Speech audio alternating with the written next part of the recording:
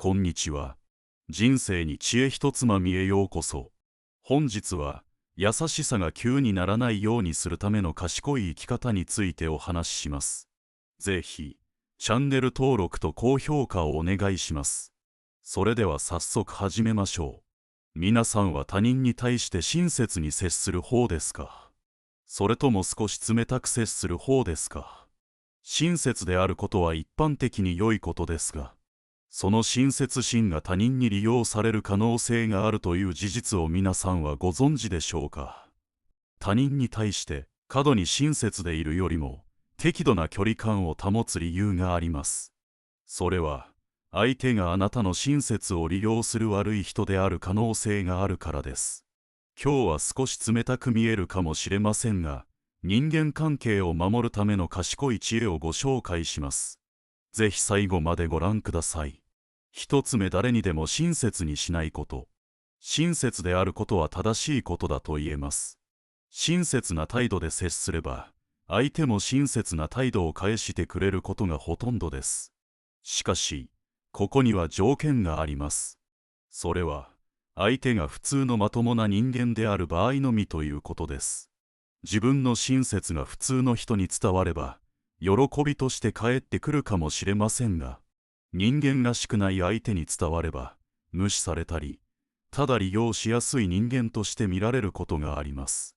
人々に対して過剰に寛大で情が深いことは、長所ではありません。このように行動すると、相手はあなたを軽んじて失礼な態度をとることがよくあります。常に自分の境界線を越えたり、どこまで越えても大丈夫かを計算するようになるのです。だからこそ、誰にでも親切に接するのではなく、人を見極めて信頼できる人にのみ親切に接しましょう。最初から全てを与える必要はありません。もし、人間らしくない人がいれば、思い切って切り捨ててください。そういう人に親切を振りまきながら無理に仲良くするより、自分と相性が良い人に時間と情熱を注ぐ方が、よっぽど有益だということを忘れないでください。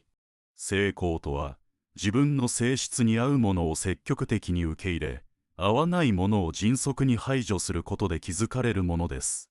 このように行動すると、他人から冷たい人だと思われるのではないかと心配する人もいますが、人間の本性はもともとそのようなものです。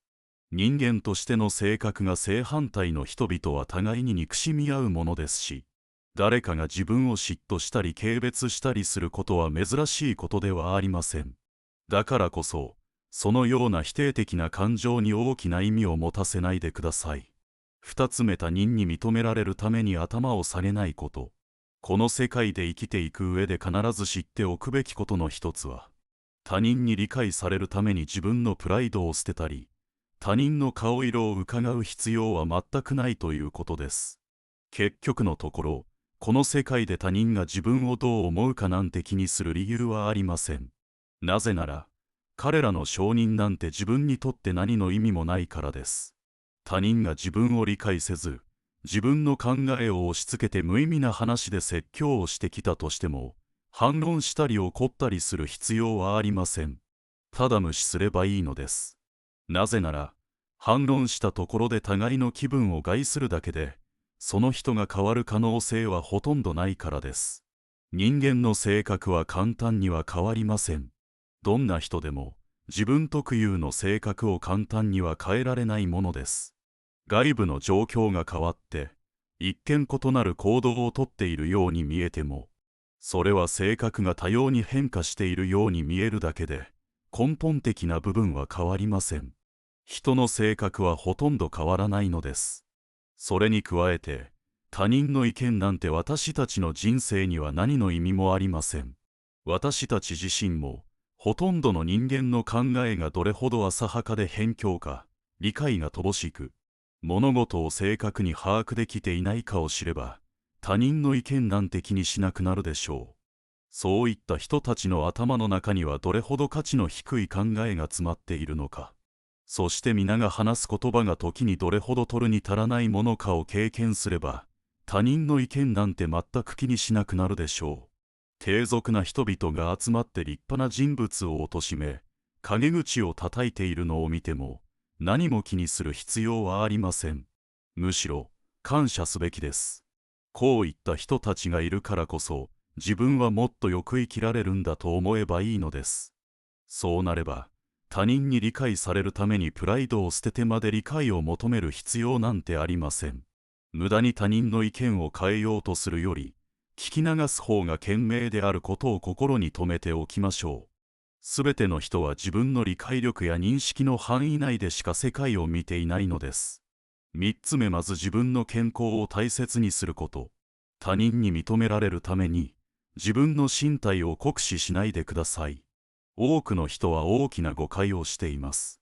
それは、自分の健康よりも評判やお金といった外面的なものを追い求めるということです。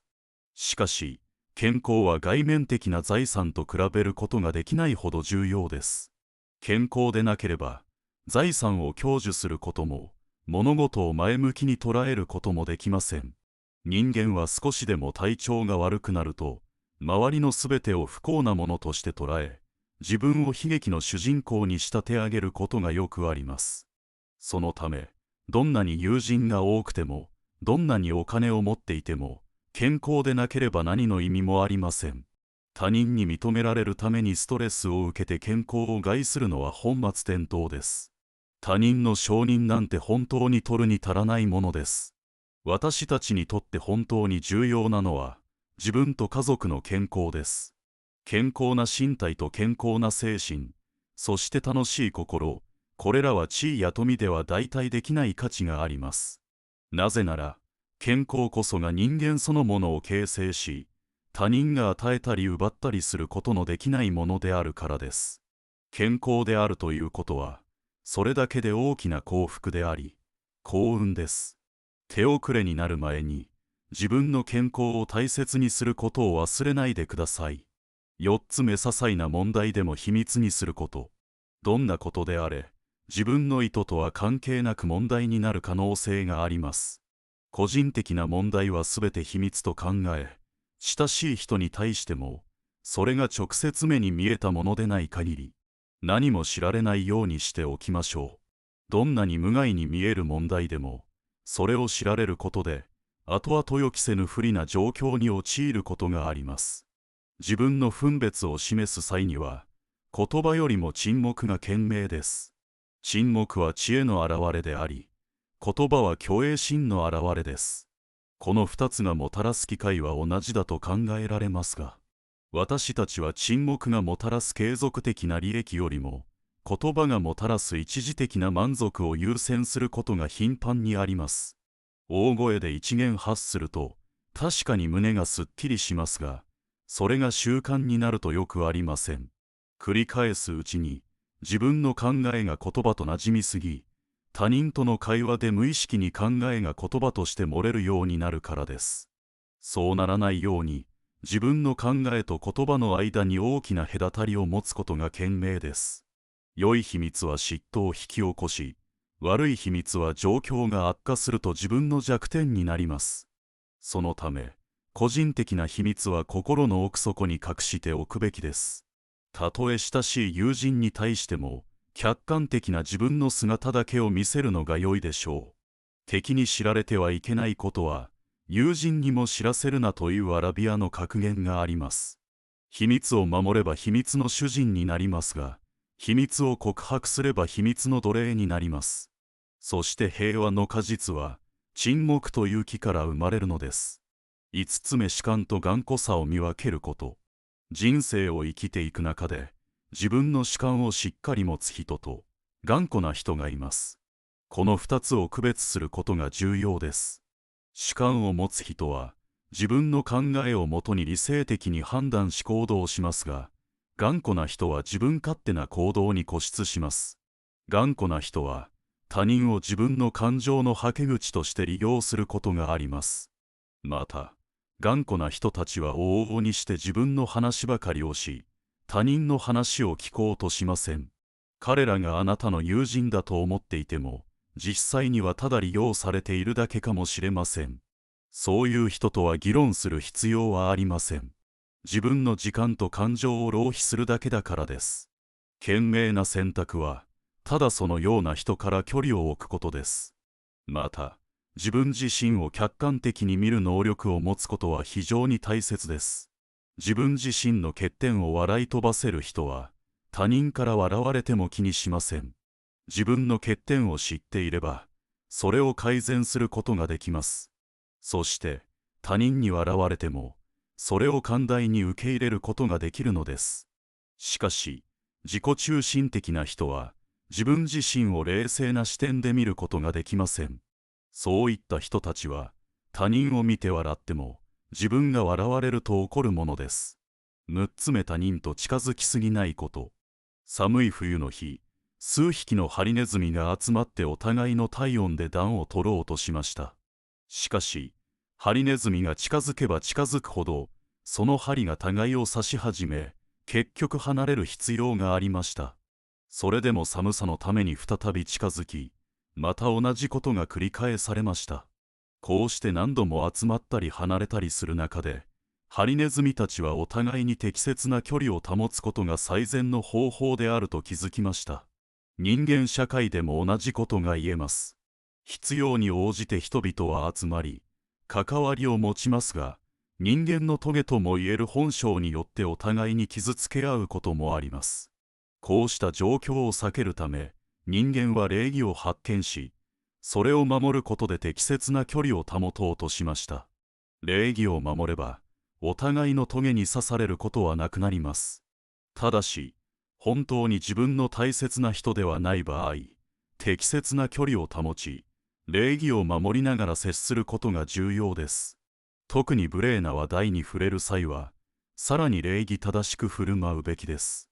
感情的な誤調ではなく、丁寧な言葉遣いを心がけることで、状況を悪化させずに済むのです。7つ目、不安に怯えず人生を生きること。いつ起こるかわからない出来事のせいで心の平穏を失う必要はありません。不幸なことは決して起こらない、少なくとも今は起こらないと考える習慣を持ちましょう。不安に関する想像力を抑えることが大切です。不安というものは、一度始まると制御が難しくなります。強風にあふられる砂嵐のように、不安はどんどん膨らんでしまうのです。不安という砂の城を築くことを防ぐべきです。不安が作り上げた城は、ため息一つで崩れ去るほど脆いものです。特に注意すべきは、不幸を想像し、それに対する不安を抱くことです。目の前に不幸が訪れるまでは、あらかじめ心配しないことが賢者の行動です。8つ目、孤独になれること。人間は誰もが孤独を避けられません。最終的には、人間の幸福はどれだけ孤独に耐えられるかにかかっています。他人の目を気にし続ける人は、奴隷のようなものです。奴隷は常に主人の顔色をうかがい、命令に従わなければなりません。嫌なことでも従わざるを得ないのです。しかし、精神的に豊かな人は完全な孤独の中でも、自分自身の思索や想像を通じて大きな楽しみを見出します。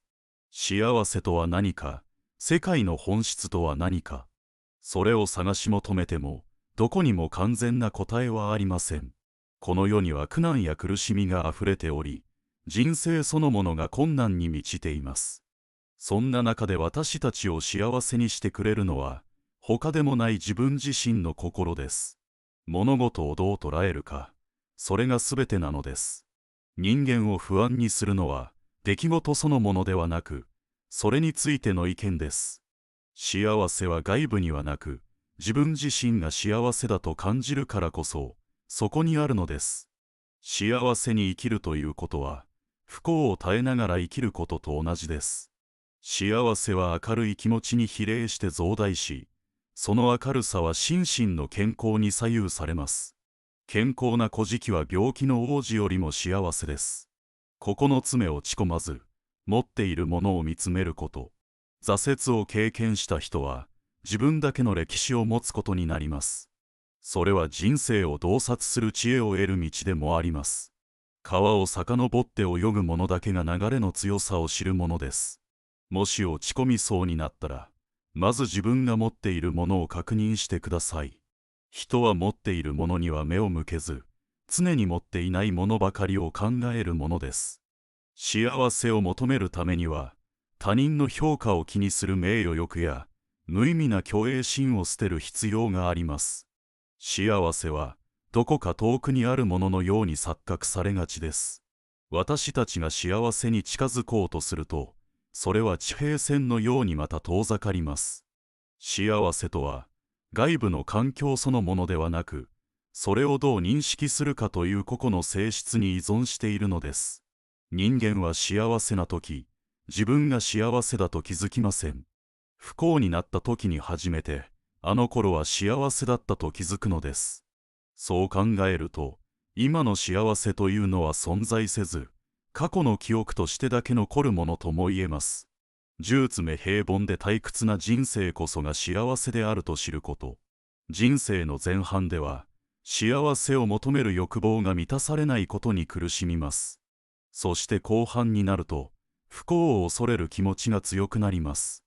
人生の後半になれば、幸せは幻想であり、苦しみが現実だという認識がより明確になります。そのため、その頃には少なくとも理性的な人であれば、幸せよりも苦しみのない確実な状態を求めるようになります。若い頃は、玄関のチャイムが鳴ると何かいいことがあるのでは、と喜びました。しかし、年を重ねると何か面倒なことが起きるのでは、と恐れを抱くようになるものです。今の平凡で単調な生活こそが、実は最も幸せな状態であることを心に留めておいてください。私たちは自分に合った人生を生きればそれでいいのです。他人が求める生き方ではなく、自分が生きられる生き方をするべきです。世界の見え方は、人それぞれの視点によって異なります。魚には水中が、鳥には空が、モグラには地中が幸せに見えるように、それぞれの環境が幸福をもたらすのです。他人を真似する必要はありません。自分に合った人生が他人と異なるかもしれないことを心に刻んでください。孤独を楽しむことの大切さ。人間の社交というのは、社交が好きだからではなく、孤独を恐れるからです。孤独は、優れた精神を持つ者にとって宿命とも言えます。社交が得意な人は、一般的に平凡な人だと評価してもよいでしょう。一方、非社交的な人々、特に他人と交わるのが得意でない孤独な魂は、何らかの得意な才能を持っていることが多いのです。例えば、ヘラクレスのような強大な力を持つ人物が、宝石細工や学問研究に専念するのであれば、その力を十分に発揮できていないと言えるでしょう。自分に合わないことを選ぶ人は、不幸を免れることが難しいのです。人間は一人でいるときに初めて真の自分になれます。私たちの悲しみの多くは、他人との関係から生じるものです。誰かの目線に自分を合わせようとすることで、多くの時間を無駄にしています。人の目を気にするところからすべての不幸が始まります。私は私であるということを受け入れ、誇りを持って生きてください。自分自身を誇れるなら、他人もまたあなたを誇りに思うでしょう。今日ご紹介した知恵が、皆さんの人生や人間関係に役立つことを願っています。もしこの動画が参考になったと思ったら、ぜひチャンネル登録と高評価を忘れずにお願いします。また次回の動画でお会いしましょう。ありがとうございました。